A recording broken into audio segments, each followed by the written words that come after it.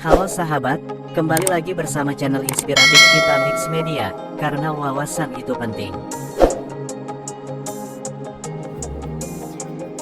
Pada tahun 2018, harga saham perusahaan ini cuma Rp570 per lembar. Saat ini harga sahamnya udah jadi Rp2.940 per lembar. Artinya udah naik 5 kali lipat. Jadi kalau lo invest 20 juta 5 tahun lalu di saham ini, hari ini nilainya udah jadi 103 juta rupiah. Nah, di sisi lain, kalau misalnya 20 jutanya dibeliin motor 5 tahun lalu, mungkin per hari ini harga motornya tinggal 10 juta rupiah. Lumayan ya bedanya. Saham apakah ini? Jawabannya adalah saham dari Alfamart. Iya, Alfamart yang tokonya warna merah itu. Nama PT-nya adalah PT Sumber Alvaria Trijaya Tbk. Nah, di video ini gue akan coba bahas beberapa alasan kenapa saham ini bisa naik 415% dalam 5 tahun terakhir. Akan ada 3 part dalam video kali ini. Yang pertama, beli Alfamart-nya versus beli saham Alfamart. Yang kedua, kenapa sahamnya bisa naik 415%. Dan yang terakhir, apakah kita harus beli sahamnya? Oke, lanjut. Beli Alfamart versus beli saham Alfamart. Buat yang belum tahu, kita itu bisa beli Alfamart. Maksudnya bukan belanja di Alfamart ya. Itu mah dari dulu juga udah bisa. Tapi maksud gue adalah beli bisnisnya, beli tokonya. Istilahnya adalah bisnis franchise. Tapi untuk bisa beli franchise Alfamart ini, biayanya nggak sedikit. Di webnya si Alfamart ada informasi. Biaya untuk buka Alfamart sendiri itu kurang lebih 500 juta rupiah. Untuk yang ukuran 100 meter persegi. Itu belum termasuk tanah, bangunan, perizinan, dan lain-lainnya ya. Ini gue kebetulan banget lihat postingan orang di Instagram habis buka Indomaret sendiri di daerah Bogor. Dan modalnya bisa sampai 2,6 miliar kalau ditotalin. Ini Indomaret sih, tapi kurang lebih Alfamart segituan juga. Jadi, bisa nggak kita beli bisnis Alfamart? Jawabannya bisa. Tapi, modalnya kurang ramah di kantong ya. Terutama kantong rakyat jelata seperti kita ini. Tapi, sebenarnya ada solusi buat kita yang tetap mau punya Alfamart dengan harga yang lebih ramah di kantong. Yaitu dengan cara beli sahamnya. Sama-sama punya Alfamart, tapi dengan cara yang lebih murah dan mudah. Gua coba jelasin dikit ya. Kenapa murah? Karena 100 lembar saham Alfamart itu sekarang harganya cuma Rp294.000. Jadi, lo misalnya punya 300.000 aja nih, udah bisa beli saham Alfamart ini. Dan kenapa mudah? Karena nggak perlu punya lahan, bangunan, ngurus perizinan, dan lain-lainnya ya. Lo bisa beli sahamnya online lewat aplikasi di HP. Gampang banget, asli. Nah, dengan kita beli sahamnya, kita artinya beli sebagian dari bisnisnya Alfamart secara keseluruhan. Dengan kita punya sahamnya, kita berhak untuk 1. Dapat keuntungan dari bisnisnya. 2. Datang ke rapat umum pemegang sahamnya. 3. Dapat keuntungan dari kenaikan harga sahamnya. Makanya tadi gue bilang di awal, kalau lo invest 20 juta di saham Alfamart 5 tahun lalu, per hari ini udah jadi 103 juta rupiah. Jadi kalau sahamnya lo jual, maka akan dapat keuntungan sekitar 83 juta rupiah. Lumayan banget kan? Itu di luar dari dividennya ya. Oke, ngerti ya? Sekarang kita lanjut ke bagian kedua. Kenapa sahamnya bisa naik 415% dalam 5 tahun terakhir? Setelah gua analisa, menurut gua alasannya karena satu, jumlah tokonya makin banyak. Dua, laba bersihnya makin besar. Dan yang ketiga, margin keuntungannya makin tebal. Sebelum gue jelasin ketiga poin tersebut, teman-teman harus tahu Alfamart perusahaannya ngapain ya.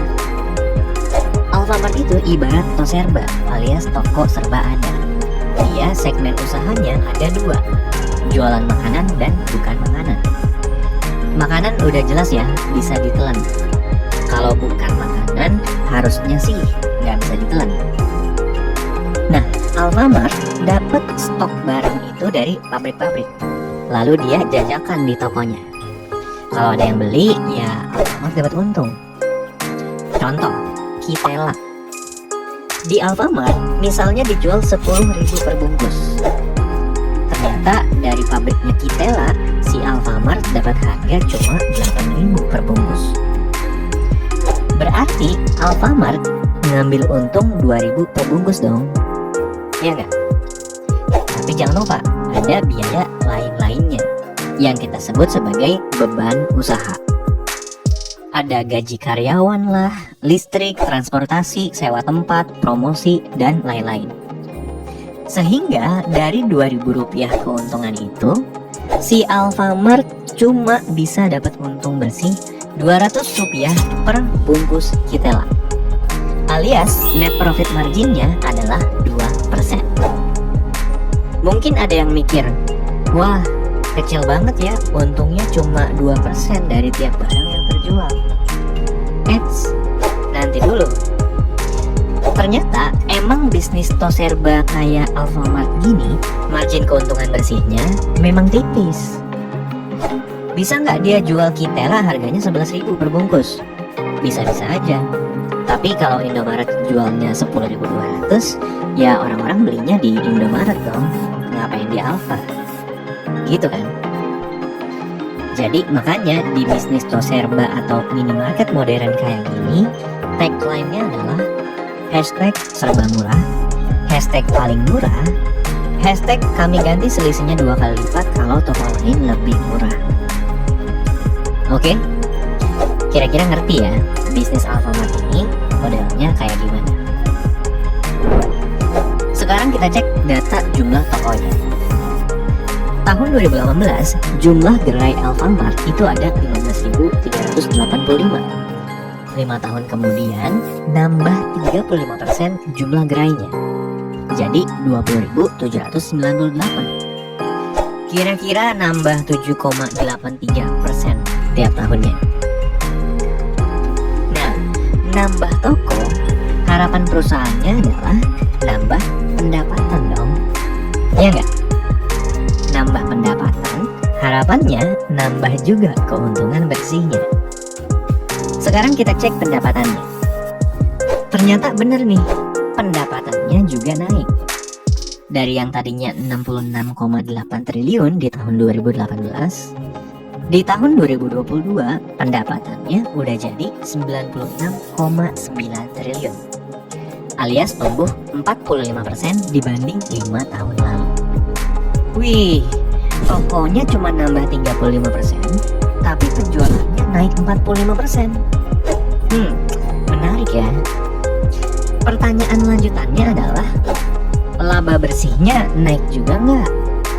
Kalau cuma nambah pendapatan tapi laba bersihnya nggak naik, ya percuma.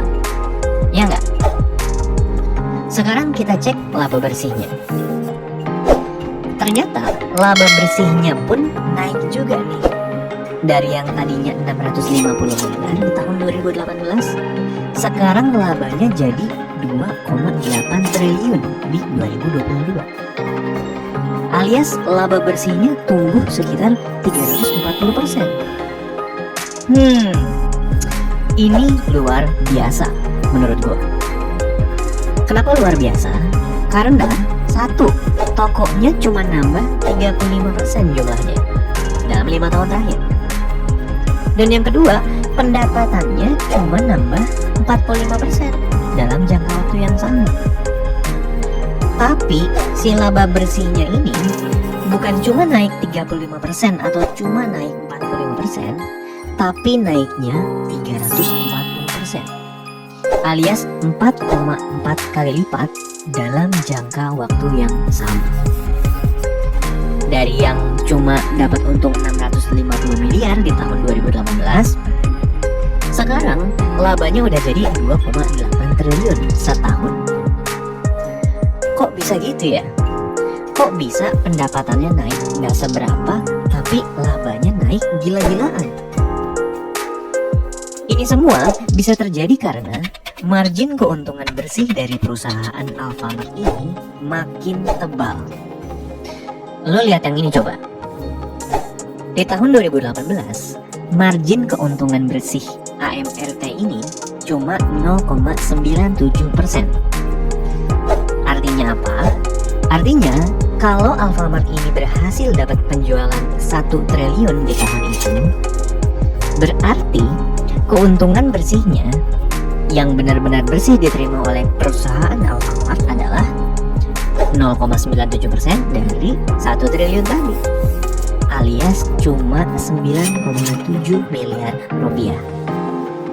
5 tahun kemudian, margin keuntungan bersihnya si Alfamart udah jadi 2,95% nih. Artinya gimana? Artinya seandainya pun Alfamart di tahun 2022 kemarin penjualannya nggak naik atau tetap 1 triliun, tapi karena margin bersihnya adalah 2,95%, si Alfamart itu dapat keuntungan bersihnya adalah 29,5 miliar rupiah. Beda jauh kan? Kok bisa margin untungnya jadi tebal bang?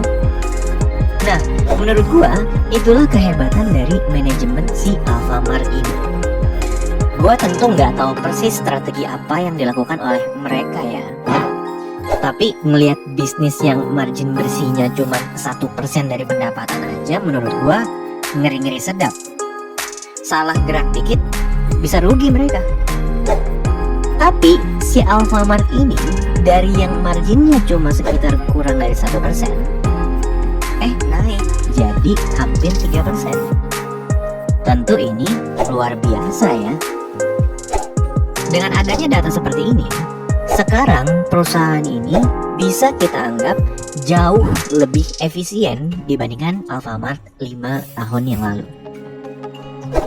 Ini kita baru lihat dari jumlah toko, pendapatan, laba bersih, dan margin laba bersihnya aja ya. Belum lagi kita bahas aset perusahaannya yang juga meningkat dari tahun ke tahun. Terus ekuitasnya meningkat juga, total utang berbunganya yang berkurang, dan lain-lain dan lain-lain. Kesimpulannya, secara kinerja keuangan perusahaan, Alfamart ini jauh lebih kuat dibandingkan 5 tahun yang lalu. Nah, sekarang kita ke bagian ketiga. Udah tahu kinerja perusahaan ini bagus, apakah kita harus beli sahamnya? Nah, jawabannya belum tentu. Bahkan kalau gua pribadi sejujurnya nggak mau beli. Sebagai disclaimer, gua nggak punya saham AMRT ini ya, dan nggak berencana beli saham ini dalam waktu dekat.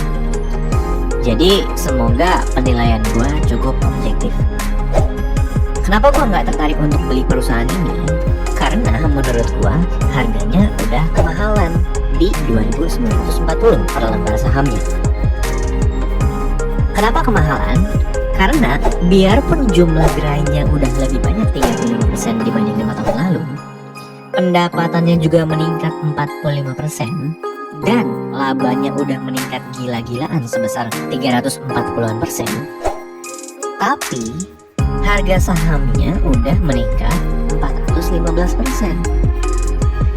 Seandainya harga sahamnya cuma dalam tanda kutip naik 340%-an doang, itu masih oke lah menurut gua, sesuai sama peningkatan laba bersihnya. Tapi kalau udah naik 415%, sepertinya harga sahamnya naiknya terlalu tinggi ya. Dan saham yang naik terlalu tinggi tapi kinerjanya nggak naik sebanyak itu, biasanya akan turun lagi. ini berdasarkan pengalaman gue sendiri ya. Gue baru akan tertarik dengan Alfamart ini seandainya harga sahamnya cuma 1.140 per lembar. Alias cuma naik 100% dibanding tahun 2018. Baru tuh menarik. Kenapa gitu? Karena labanya naik 340%, tapi sahamnya kok cuma naik 100%. Wah, berarti salah harga ini. Minimal naik 340-an% juga dong, sesuai dengan kenaikan laba bersihnya. Ya nggak? Kalau emang harga AMRT saat ini cuma 1.140, berarti gue bisa berekspektasi lama-lama pasar akan sadar dan menghargai Alfamart ke harga wajarnya di Rp2.500 per lembar. Menurut hitung-hitungan kasar gue ya. Karena artinya baru pas tuh labanya naik 340%, harga sahamnya juga naik 340%. Itu baru cocok. Hitung-hitungan malesnya sih gitu ya. Kalau teman-teman mau ngitung lebih ruwet lagi ya bisa-bisa aja. Tapi kalau menurut gua kasarnya bolehlah ngitung dengan cara begitu. Ternyata kebetulan banget nih, selagi video ini dibuat, harga saham AMRT turun 7%-an ke harga 2.720 per lembar. Akankah dia ke 2.500 atau ke 1.140 rupiah per lembarnya nanti? Ya, nggak ada yang tahu ya. Kalau ternyata beneran balik ke 1.000-an per lembar, baru kayaknya gua tertarik dengan saham ini. Tapi apakah akan ke situ? Ya mungkin sulit ya, mengingat kinerja Alfamart yang udah gua paparin barusan.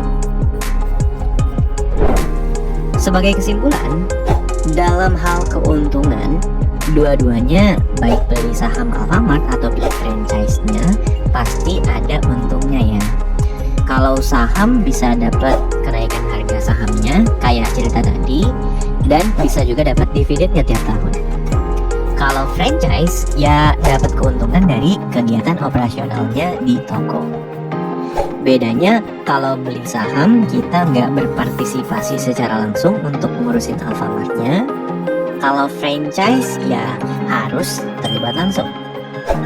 Untuk investasi awal akan lebih terjangkau saham ya, karena belinya sesuai dengan harga saham per lembar saat itu. Sedangkan untuk franchise relatif butuh modal yang besar ya. Soal resiko tentu ada di keduanya ya. Saham itu harganya berfluktuasi bergantung dengan kinerja perusahaannya. Sedangkan kalau franchise ya risiko adanya persaingan pasar di sekitarnya.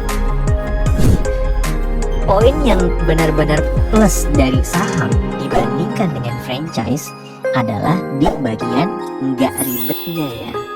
Menurut gua nggak butuh perizinan lah, nggak butuh sewa lahan, listrik, air dan lain-lain. Lu cuma butuh HP doang, terus install aplikasi dari perusahaan sekuritas. Baiklah sahabat media, semoga informasi tadi bermanfaat bagi sahabat semua. Jangan lupa untuk like, komen, dan bagikan jika video ini